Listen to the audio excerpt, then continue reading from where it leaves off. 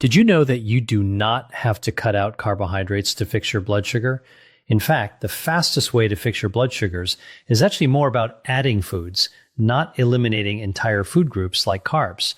And I've seen it firsthand. I have hundreds and hundreds of patients who've turned their numbers around in just days by adding these foods to their regimen. And not just temporarily, they're still able to keep their sugars low without medications for months and even years. So in this video, I'm going to show you how to use each of these 10 foods to fully optimize your biochemistry and reverse insulin resistance on a cellular level so you can bring down your sugars quickly and naturally, and most importantly, sustainably. Before I get into the first one, do me a quick favor. If you want more videos that explain the why behind your body instead of just handing you a pill, hit subscribe, give this a like, and leave me a comment telling me what your morning fasting number was this week. I read them, and the age and numbers of this audience genuinely shape what I cover next. So, let's get into it. Here is what almost no one explains to you in a 12-minute office visit. High blood sugar almost always starts upstream with a hormone called insulin. Insulin is the hormone that unlocks your cells, so glucose, that is the sugar in your blood, can get out of your bloodstream and into the cell where it belongs. When you have spent years riding the blood sugar roller coaster, your cells stop answering the door. The insulin knocks, and the cell stays shut. We call that insulin resistance. Your pancreas pumps out more and more insulin to compensate. Your blood sugar climbs anyway, and the standard answer is a prescription that pushes even more insulin into a system that is already drowning in it. The system makes money when you stay sick, not when you get well. That is economics, not malice.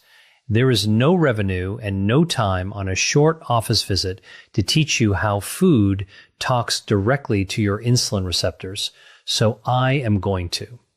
My name is Dr. William, and every one of these 10 foods does one of 3 jobs. It slows the sugar coming in, it cools the inflammation that keeps your cells deaf to insulin, or it wakes the insulin receptor back up so your own body does the work it was designed to do. You do not have to do all 10 tomorrow. Add them in over the next couple of weeks and stack them. Let me show you the first one. The first food is fenugreek seeds. These are small, hard, amber-colored seeds, and you can find them in the spice aisle of almost any grocery store for a couple of dollars. If you ignore this one because it sounds exotic, you are walking past one of the most powerful blood sugar tools on the shelf, and it costs less than your coffee. Here's what fenugreek does inside you. The seed is packed with a soluble fiber called galactomannan. When it hits the water in your stomach, it swells into a thick gel, and that gel physically slows how fast your stomach empties carbohydrates into your small intestine. Slower emptying means the sugar trickles into your blood instead of flooding it. No flood, no giant spike, no panic dump of insulin. On top of that, fenugreek carries an amino acid that nudges your pancreas to release insulin more efficiently and helps your muscle cells take up glucose. In my own practice, I have watched fasting numbers come down within a week or 2 on this alone. To use it, take 1 teaspoon of the whole seeds and soak them in a glass of water overnight. In the morning, drink the water and eat the softened seeds before breakfast. If the slightly bitter taste is too much, grind them and stir a half teaspoon into yogurt or sprinkle it over your eggs. Start low. This fiber is strong and your gut needs a few days to adjust. Number 2 is cinnamon, and you almost certainly already have it in your cupboard. But the kind you have matters, and most people grab the wrong one. The common grocery cinnamon is cassia, and it carries a compound called coumarin that is hard on the liver in large daily doses. The one you want is Ceylon cinnamon, sometimes labeled true cinnamon. It is milder, it is safer to take every day, and it is the one I tell my own patients to buy. What makes cinnamon work is a group of polyphenols. Those are natural plant compounds that behave almost like insulin themselves. They help your insulin receptors grip glucose more tightly, and they slow your stomach from emptying too fast after a meal. The effect is real, and it is measurable. Research out of the Human Nutrition Program at the USDA found that under half a teaspoon a day meaningfully lowered fasting glucose in adults with type 2 diabetes. If you skip this one, you are leaving an easy win sitting in your spice rack. Use about a quarter to a half teaspoon of Ceylon cinnamon a day.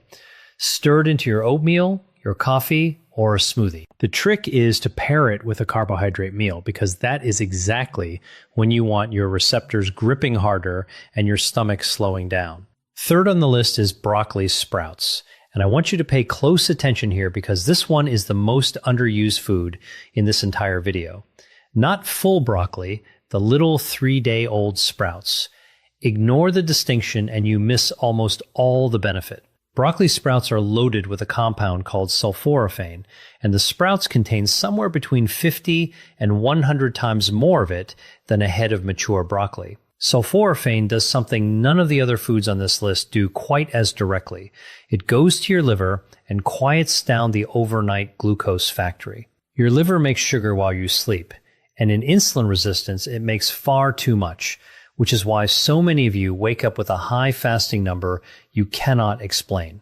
A 2017 study from Lund University in Sweden gave concentrated sulforaphane to people with type 2 diabetes and brought their fasting blood sugar down measurably, with the strongest effect in exactly the people whose sugar was hardest to control. You can grow broccoli sprouts on your own counter in a jar for pennies, or buy them in the produce section. A small handful, a quarter cup, on a salad or a sandwich most days is plenty. Do not cook them hard, because high heat destroys the active compound. Eat them raw or barely wilted. So far, every food has done the same quiet work, slowing the sugar down or waking the receptor up, and we are only 3 in. The next 4 are the ones that change the meals you are already eating. If a friend or someone in your family is fighting their numbers too, send them this video, because this is the stuff no one sat them down and explained. Anyway, number 4 is the avocado. Most people think of it as a fat to avoid because of the calories, and that fear is costing them. The fat in an avocado is monounsaturated fat, the same family as olive oil, and it is one of the most blood sugar friendly things you can put on a plate. The reason is simple. That healthy fat and the fiber inside an avocado slow your entire meal down. When you add half an avocado to a plate of rice or toast, you are not removing the carbohydrate. You are putting a brake on how fast it turns into blood sugar. The glucose climbs gently instead of spiking. Over time, monounsaturated fat has also been shown to improve insulin sensitivity, meaning your cells answer that insulin knock a little faster. In my experience, this is the easiest food on the list to make a habit, because it makes the meal more filling and you stop reaching for a snack an hour later. Half an avocado a day is a sensible amount. Put it on your eggs in the morning, mash it onto whole grain toast, or add it to a salad that already has a starch in it. Anywhere you have a carbohydrate, an avocado softens the blow. 5th is chia seeds. These are tiny gray and black seeds, and they punch far above their size. If you have ever seen chia sit in liquid and turn into a pudding, you have already seen exactly how it works in your gut. Chia is one of the richest sources of soluble fiber you can buy. When it meets the water in your stomach, it forms that same thick gel we talked about with fenugreek, and that gel wraps around the carbohydrates in your meal and slows their absorption to a crawl. The sugar releases slowly and steadily, so you avoid the spike and the crash that leaves you shaky and hungry an hour later. Chia also carries a plant-based omega-3 fat that helps calm the low-grade inflammation sitting underneath insulin resistance. Cool the inflammation, and the cells start listening to insulin again. 1 to 2 tablespoons a day does the job. Stir it into yogurt, drop it in a glass of water with a squeeze of lemon, or blend it into a smoothie. Give it 10 minutes to gel before you drink it, and drink plenty of water alongside, because all that fiber needs liquid to move. Number 6 is fatty fish, and I mean salmon and mackerel specifically. This one does not work by slowing your meal down. It works on the deeper problem, the reason your cells went deaf to insulin in the first place. Insulin resistance is driven in large part by chronic inflammation. When your body is quietly inflamed year after year, that inflammation physically interferes with the insulin signal at the surface of the cell. Salmon and mackerel are loaded with 2 omega-3 fats, EPA and DHA, and these are among the most powerful natural anti-inflammatory compounds we know of. They lower the inflammatory signals, the cell membrane gets healthier, and the insulin receptor starts working the way it is supposed to. In my 15 years of practice, the patients who eat fatty fish twice a week consistently have calmer, more stable numbers and better blood pressure to go with it. Aim for 2 servings a week, about the size of your palm each. Wild salmon, mackerel, sardines, and herring are all excellent. Bake it, grill it, or buy it canned if that is easier on your budget. Canned mackerel and sardines are some of the cheapest, most powerful foods in this entire video. 7th on the list is walnuts. Of all the nuts, this is the one I point my patients toward first because of what it does for the lining of your blood vessels and for your insulin at the same time. Walnuts are rich in polyunsaturated fat and the same plant omega-3 found in chia. That fat improves the function of your endothelium, the thin lining inside your blood vessels, which is one of the first things high blood sugar damages. At the same time, the fat, fiber, and protein in walnuts blunt the rise in blood sugar after a meal and have been shown to lower fasting insulin, which is the number underneath your blood sugar that tells you how hard your pancreas is straining. Eat a small handful as a snack instead of crackers or a cookie, and you have taken a sugar spike and turned it into a flat line. A small handful is about a quarter cup or 7 to 10 whole walnuts. Keep them raw or dry roasted, not the candied or honey-coated kind.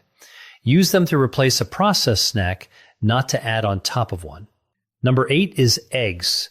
Whole eggs, yolk included. For years, people were told the yolk was the enemy, and that bad advice pushed folks toward sugary breakfast cereals that were far worse for their blood sugar. Let me set that straight. A whole egg is almost pure protein and fat, with virtually no carbohydrate, which means on its own, it barely moves your blood sugar at all. But the real magic is what doctors call the second meal effect. When you start your day with eggs instead of toast or cereal, you steady your blood sugar not just at breakfast, but all the way through to lunch. You walk into your next meal with calmer numbers and a smaller spike. The protein and fat also keep you full, so the mid-morning cravings that send you toward the cookie jar quietly disappear. In my practice, swapping a cereal breakfast for 2 or 3 eggs is one of the single fastest changes I see on a morning glucose reading. 2 or 3 whole eggs in the morning is a solid target for most people. Scramble them, boil them ahead for the week, or fold in some spinach. Put that avocado from earlier right on top, and you have built a near-perfect blood sugar breakfast. Number 9 is apple cider vinegar, and this is the one with the fastest visible effect on a glucose meter of anything on this list. If you have a meter at home, you can watch this one work tonight. The active ingredient is acetic acid. It does 2 things at once. It slows your stomach from emptying, so the carbohydrates in your meal arrive in your bloodstream gradually, and it helps your muscles pull glucose out of your blood and use it for fuel. The research here is strong. Work led by Dr. Carol Johnston at Arizona State University found that a tablespoon of vinegar before a carbohydrate meal lowered the after-meal blood sugar spike by roughly 20 to 30% in people with insulin resistance. That is a drug-sized effect from something that costs a few dollars a bottle. Take 1 tablespoon, and this matters, dilute it in a full glass of water 10 to 15 minutes before a meal that has carbohydrates in it. Always dilute it, never drink it straight because the acid is hard on tooth enamel and the throat. And if you take any medication for blood sugar already, talk to your doctor first because vinegar plus that medication can push your sugar down faster than you expect. The 10th food is lentils, and this one proves the whole point of this video. Lentils are a carbohydrate and they will lower your blood sugar. Here's how that works. Lentils are built from a slow carbohydrate called resistant starch, wrapped in soluble fiber and a healthy dose of plant protein. That combination means the glucose inside the lentil is released into your blood slowly and steadily over hours instead of all at once. They actually carry the second meal effect too, so a bowl of lentil soup at lunch gives you steadier sugar into the evening. Clinically, swapping white rice or white potato for lentils a few times a week is one of the most reliable ways I know to bring down an A1C, which is your 3-month average blood sugar. Aim for a half a cup to a cup of cooked lentils a few times a week. Use them in a soup, a stew, or a cold salad with that olive oil and a splash of the vinegar we just covered. They are filling, they are cheap, and they stretch a meal further than almost anything else. Let me tell you about someone I will call Donna. 63 years old, recently retired, came to me frightened because her fasting sugar was sitting around 180 and her doctor had just told her it was time to add a second medication. She did not want to spend the rest of her life climbing the medication ladder, and she was scared of where this was heading because she had watched her own mother lose toes and then her eyesight to this same disease. We did not cut her carbohydrates to nothing. We added eggs and avocado in the morning instead of cereal, a tablespoon of vinegar before her bigger meals, lentils swapped in for the white rice, walnuts instead of the afternoon cookie, fatty fish twice a week, cinnamon in her coffee, and broccoli sprouts on her sandwich at lunch. Within the first week, her fasting numbers started dropping. Within 3 months, working alongside her own doctor, she had come down off that second medication entirely, and her A1C had moved from the diabetic range back toward normal. 2 years later, it is held. She did not starve herself. She ate more food, just the right food, and her own body did the rest. So let me tie all 10 of these together, because this is the reason they work when cutting carbs alone fails. Every one of these foods is handing your insulin its job back without starving you. The fiber foods slow the glucose down so your pancreas never has to panic. The fish, the walnuts, and the chia cool the inflammation that was jamming the signal. The cinnamon and the vinegar walk right up to the insulin receptor and help it grip again. Do that meal after meal, day after day, and the cell that stopped answering the door slowly starts opening it on the first knock again. That is what reversing insulin resistance means at the cellular level. And once it happens, your body holds your sugar down on its own, which is exactly why Donna's number stayed low for 2 full years. Before I give you tonight's plan, I need to draw one clear line. If you are on insulin or a sulfonylurea, one of the older blood sugar pills, these foods can lower your sugar fast enough that your medication dose may suddenly be too high, and that can drop you into a low. So add these foods with your doctor watching your numbers and let them walk your medication dose down as your body improves. Do not stop any prescription on your own. Bring this list to your next appointment instead. So here's what to do tonight. 5 simple steps. 1. Tomorrow morning, replace your cereal or toast with 2 or 3 whole eggs and half an avocado. That single swap changes your blood sugar for the entire day. 2. Tonight, soak a teaspoon of fenugreek seeds in a glass of water and drink it first thing in the morning. 3. Buy Ceylon cinnamon, not cassia, and start a 1/4 teaspoon a day in your coffee or oatmeal. 4. Before your biggest carbohydrate meal tomorrow, take 1 tablespoon of apple cider vinegar in a full glass of water 15 minutes ahead. 5. This week, swap white rice or white potato for lentils at least twice and put fatty fish on the menu 2 nights. Stack these in over the next 2 weeks. You are not removing the foods you love. You are adding the foods that protect you. Now, everything we did today brings your sugar down during the day and after your meals, but a huge number of you have told me the same strange thing, that your highest reading of the whole day is first thing in the morning before you have eaten a single bite. You fasted all night and your sugar went up anyway. There is a specific reason your liver does that while you sleep, and there is a way to shut it down.